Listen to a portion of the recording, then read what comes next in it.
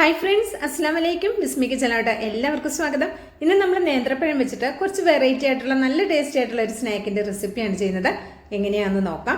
അതിനായിട്ട് ഇവിടെ എടുത്തിട്ടുള്ളത് 2 നേന്ത്രപ്പഴമാണ്. മീഡിയം വലിപ്പമുള്ള 2 നേന്ത്രപ്പഴം എടുക്കാം.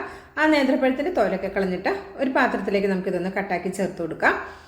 ഈ ഒരു റെസിപ്പിയിലേക്ക് നല്ല പഴുത്തിട്ട് കറുത്തു പോയിട്ടുള്ള തോലൊക്കെ കറുത്തു പോയിട്ടുള്ള പഴം നമ്മുടെ കുട്ടികൾ ആരും കഴിക്കില്ല അല്ലേ.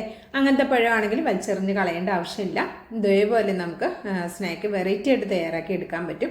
നല്ല ടേസ്റ്റുമാണ്. ചൂട് ചായക്കൊപ്പൊക്കെ നല്ല അടിപൊളി കോമ്പിനേഷനാണ് കേട്ടോ. ഇതേപോലെ ചെറുതാക്കി കട്ടാക്കി ചേർത്ത് കൊടുക്കാം. പെട്ടെന്ന് ഇതൊന്ന് വാടി കിട്ടാൻ വേണ്ടിയിട്ടാണ് ഇതുപോലെ ചെറുതാക്കി കട്ടാക്കുന്നത് കേട്ടോ.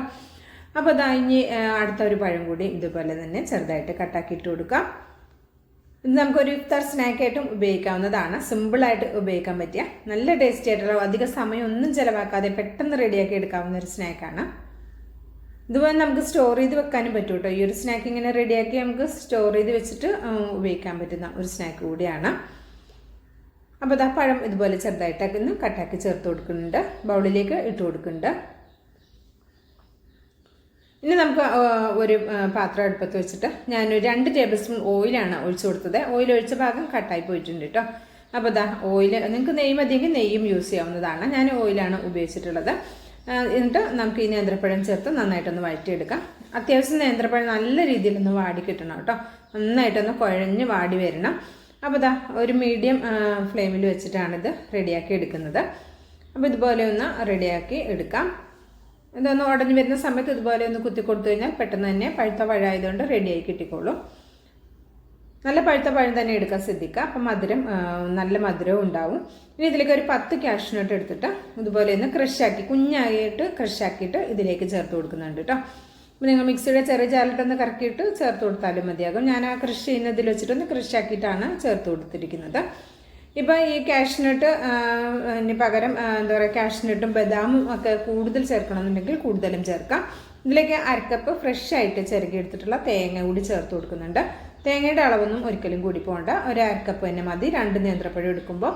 ഇനി ഇതിലേക്ക് 2 ടേബിൾ സ്പൂൺ റവയാണ് ചേർത്ത് കൊടുക്കുന്നത്. വറുത്തതോ വറുക്കാത്തതോ ആയ റവ ചേർക്കാം. 2 മീഡിയം വലിപ്പമുള്ള നേന്ത്രപ്പഴം എടുത്തപ്പോൾ 2 ടേബിൾ സ്പൂൺ മാത്രം റവയാണ് ചേർത്തത്. കൂടുതൽ റവയൊന്നും ചേർത്ത് കൊടുക്കണ്ട. നമുക്ക് പഴത്തിൻ്റെ ടേസ്റ്റാണ് മുന്നിൽ നിൽക്കേണ്ടത്. ഇനി ഇതിലേക്ക് 1.5 ടേബിൾ സ്പൂൺ പഞ്ചസാരയാണ് ചേർത്ത് കൊടുക്കുന്നത്. മധുരം നിങ്ങളുടെ ടേസ്റ്റിനനുസരിച്ച് ചേർക്കാം. ഞാൻ 1/2 ടീസ്പൂൺ ഏലക്കയുടെ പൊടി കൂടെ ചേർക്കുന്നുണ്ട്. ഒരു പിഞ്ച് ഉപ്പ് കൂടെ ചേർക്കുന്നുണ്ട്. ആ മധുരം ഒന്ന് ബാലൻസ് ആകാൻ വേണ്ടിയിട്ടാണ് ഉപ്പ് കൂടെ ചേർത്ത് കൊടുത്തിട്ടുള്ളത്. ഇപ്പം നിങ്ങൾ എടുക്കുന്ന പഴം നല്ല മധുരമുണ്ട്. നിങ്ങൾക്ക് അധികം മധുരം വേണ്ട എന്നുണ്ടെങ്കിൽ പഞ്ചസാര ഒഴിവാക്കാം. നല്ല മധുരം വേണമെന്നുണ്ടെങ്കിൽ പാകത്തിലുള്ള അത്യാവശ്യം നല്ല മധുരം ഉണ്ടാകും. ഈ 1.5 ടേബിൾ സ്പൂൺ പഞ്ചസാര ചേർക്കുമ്പോൾ ഒരുപാട് നല്ല മധുരം വേണമെന്നുണ്ടെങ്കിൽ 2 ടേബിൾ സ്പൂൺ പഞ്ചസാര ചേർത്താൽ മതിയാകും. ഇനി ഇതിലേക്ക് ഞാൻ 1/2 കപ്പ് പാലാണ് ചേർത്ത് കൊടുക്കുന്നത്. ഞാൻ വിൽമയുടെ പാലാണ് എടുത്തിട്ടുള്ളത്. തിളപ്പിക്കാത്ത പാലാണ് എടുത്തിട്ടുള്ളത്. തിളപ്പിച്ച പാലാണെങ്കിലും ഒരു കുഴപ്പവുമില്ല. ഇതുപോലെ അഞ്ഞ് ലോ ഫ്ലെയിമിൽ വെക്കണം കേട്ടോ. റവയൊക്കെ ചേർത്തതിന് ശേഷം പഞ്ചസാരയൊക്കെ ചേർത്തതിന് ശേഷം ലോ ഫ്ലെയിമിൽ വെച്ചാൽ മതി. ഇനി 1/2 കപ്പ് പാല് ചേർത്തത് കൊണ്ട് തന്നെ ലോ ഫ്ലെയിമിൽ വെച്ചിട്ട് ഇത് നന്നായിട്ട് ഇതുപോലെ ഒന്ന് തട്ടിപ്പൊത്തിയൊക്കെ ഇങ്ങനെയൊന്ന് റെഡിയാക്കി ഒതുക്കി കൊടുത്തിട്ട് നമുക്കിതൊരു 5 മിനിറ്റ് അടച്ച് വയ്ക്കാം. അടച്ച് വയ്ക്കുന്ന സമയത്ത് ഇത് പഞ്ചസാരയൊക്കെ മെൽറ്റായി റവയും എല്ലാം നന്നായി കുക്കായി വന്നോളൂ. അപ്പോൾ അത് ലോ ഫ്ലെയിമിൽ തന്നെ വെക്കാനും ശ്രദ്ധിക്കുക. ഞാൻ അതേ ലോ ഫ്ലെയിമിൽ ഒരു 5 മിനിറ്റ് വെച്ചിട്ടുണ്ടായിരുന്നു. കണ്ടോ, അപ്പം നമ്മുടെ റവയൊക്കെ ആ പാല് വലിച്ചെടുത്തിട്ട് നന്നായി റവയൊക്കെ കുക്കായിട്ടുണ്ട്. നല്ല സോഫ്റ്റായി വന്നിട്ടുമുണ്ട്. അപ്പോൾ ഇതാ നല്ല അടിപൊളി മണമൊക്കെ വരുന്നുണ്ട് കേട്ടോ. അപ്പോൾ ഞാനിത് ഓയിലാണ് ചെയ്തെടുത്തത്. നിങ്ങൾക്ക് നെയ്യ് വേണമെങ്കിൽ നെയ്യിലും ചെയ്യാം. അപ്പോൾ ടേസ്റ്റ് ഒന്നും കൂടി കൂടുതലായിരിക്കും. അപ്പോൾ ഇതാ ഇത് ജസ്റ്റ് ഇതുപോലെ ഒന്ന് മിക്സ് ആക്കി കൊടുക്കുക. എന്നിട്ട് നമുക്ക് ഫ്ലെയിം അങ്ങ് ഓഫാക്കി കൊടുത്തേക്കാം. ഇവിടെ ചൂടാറാൻ വേണ്ടി വേറൊരു പാത്രത്തിലേക്ക് നമുക്ക് മാറ്റി കൊടുക്കാം കേട്ടോ. പെട്ടെന്ന് ചൂടാറാൻ വേണ്ടിയിട്ടാണ്. അപ്പോൾ ഇതാ ചൂടൊക്കെ ഒന്ന് ആറി വന്നിട്ടുണ്ട്. ഞാൻ ഫാനിൻ്റെ ചുവട്ടിൽ വെച്ചിട്ട് അത്യാവശ്യം ഒന്ന് ചൂടാറ്റി എടുത്തിട്ടുണ്ട്. എന്നിട്ട് ഇത് ജസ്റ്റ് ഇതുപോലെ കൈകൊണ്ടൊന്ന് കുഴച്ചെടുക്കുക. ഇനി പഴത്തിൻ്റെ കഷ്ണങ്ങളൊക്കെ അവിടെ ഇവിടെ കട്ടിയായിട്ട് ഇങ്ങനെ കിടക്കുന്നുണ്ടെങ്കിൽ ഒന്ന് കുഴച്ചെടുത്താൽ മതി. ഒരുപാട് ബലം കൊടുത്തിട്ടൊന്നും കുഴക്കേണ്ട ആവശ്യമില്ല. ജസ്റ്റ് ഒന്ന് കുഴച്ചാൽ തന്നെ ഇത് നല്ല സോഫ്റ്റായിട്ട് കിട്ടിക്കോളും. കണ്ടോ, ഇതേപോലെ നല്ല സോഫ്റ്റായി വന്നിട്ടുണ്ട്.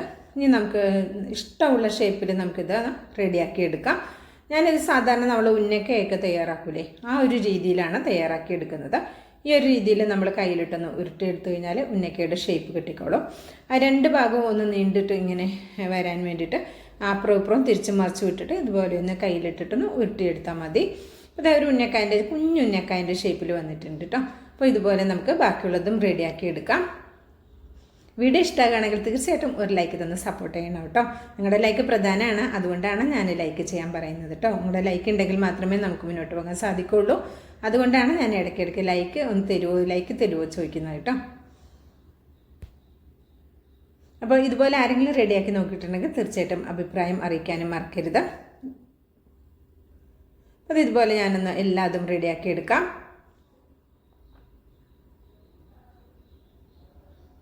അപ്പോൾ ഇതേപോലെ റെഡിയാക്കി എടുത്തിട്ടുണ്ട്. ബാക്കിയുള്ളതും ഇതുപോലെ തന്നെ റെഡിയാക്കി എടുത്തിട്ടുണ്ട്. കണ്ടോ, ഫുള്ളായിട്ട് ഇവിടെ റെഡിയാക്കി എടുത്തിട്ടുണ്ട്.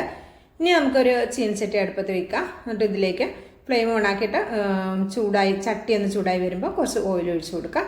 നിങ്ങൾക്ക് വെളിച്ചെണ്ണ മതിയെങ്കിൽ വെളിച്ചെണ്ണയും യൂസ് ചെയ്യാവുന്നതാണ്.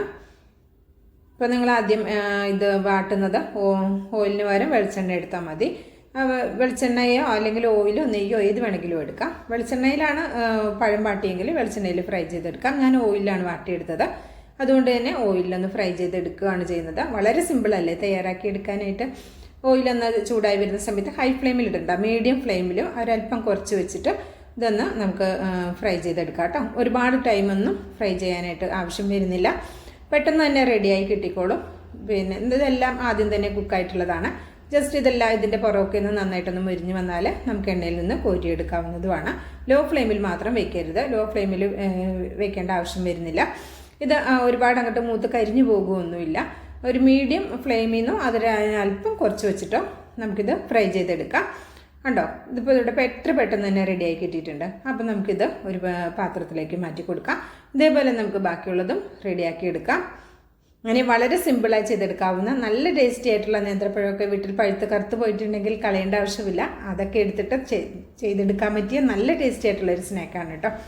അപ്പോൾ ഒരു പ്രാവശ്യമെങ്കിലും ട്രൈ ചെയ്ത് നോക്കണം. എന്നിട്ട് നിങ്ങളുടെ അഭിപ്രായം എന്തായാലും കമൻറ്റ് അറിയിക്കാൻ മറക്കരുത് കേട്ടോ. അപ്പോൾ ഞാൻ മുഴുവൻ ഇവിടെ ഫ്രൈ ആക്കി എടുത്തിട്ടുണ്ട്. ഒരെണ്ണം ഞാൻ പൊട്ടിച്ച് കാണിച്ചു തരാം. നല്ല ടേസ്റ്റാണ് കേട്ടോ. ഒരെണ്ണം കഴിച്ചു കഴിഞ്ഞാൽ നമുക്ക് പാത്രം കാലിയാവുന്ന വഴിയറിയില്ല. അത്രയും നല്ല ടേസ്റ്റി ആയിട്ടുള്ള സിമ്പിളായിട്ടുള്ള ഒരു സ്നാക്കാണ്. ഇഷ്ടമായിട്ടുണ്ടെങ്കിൽ തീർച്ചയായിട്ടും ട്രൈ ചെയ്ത് നോക്കുക. അഭിപ്രായം അറിയിക്കുക, ലൈക്കും ചെയ്യുക കേട്ടോ. ബിസ്മി കിച്ചൺ എന്ന യൂട്യൂബ് ചാനൽ സബ്സ്ക്രൈബ് ചെയ്ത് കാണുന്ന എൻ്റെ എല്ലാ പ്രിയ കൂട്ടുകാരും ഒന്ന് സബ്സ്ക്രൈബ് ചെയ്ത് അടുത്ത് വരുന്ന ബെല്ലൈക്കൺ ഒന്ന് എനേബിൾ ചെയ്ത് വെച്ചാൽ മാത്രമേ നമ്മളിടുന്ന വീഡിയോസിൻ്റെ നോട്ടിഫിക്കേഷൻ നിങ്ങളിലേക്ക് കറക്റ്റ് എടുത്തുള്ളൂ. അപ്പോൾ ഇൻഷാ അല്ലാഹ് അടുത്ത നല്ലൊരു അടിപൊളി വീഡിയോ ആയിട്ട് എത്തുന്നവരേക്കും എല്ലാ കൂട്ടുകാർക്കും നന്ദി, നമസ്കാരം.